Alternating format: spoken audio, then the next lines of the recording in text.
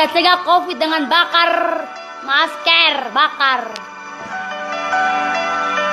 bakar masker, buang hand sanitizer, buang air cuci tangan, buang.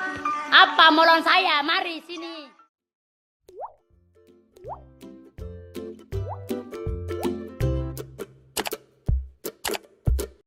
Sebanyak 2 video berisi kata kasar yang ditujukan kepada tenaga medis dan pemerintah terkait penanganan pandemi COVID-19 viral di media sosial. Masing-masing video itu berdurasi 29 detik. Dalam video itu terlihat seorang remaja perempuan tanpa mengenakan masker dan memakai kaos hitam lengan panjang. Pada video pertama, perempuan itu memperkenalkan diri sembari memegang masker. Ia mengaku tinggal di salah satu panti tunanetra di Kota Kupang, Nusa Tenggara Timur. Perempuan itu juga menyebut dokter dan perawat bodoh. Pada akhir video pertama, ia memperlihatkan suasana ruangan tempatnya berada. Sempat pada video kedua, perempuan itu membakar masker yang sebelumnya dipegang.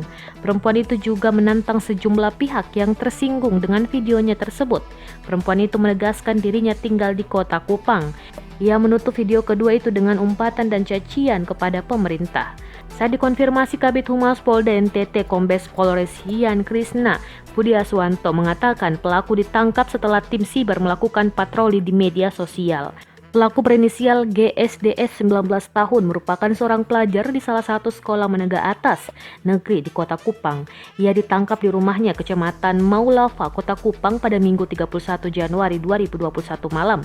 Kepada petugas, pelaku mengaku membuat 6 video. Krisna menjelaskan pelaku mengaku membuat video itu karena terinspirasi dari status WhatsApp temannya yang menjelaskan kondisi pasien COVID-19.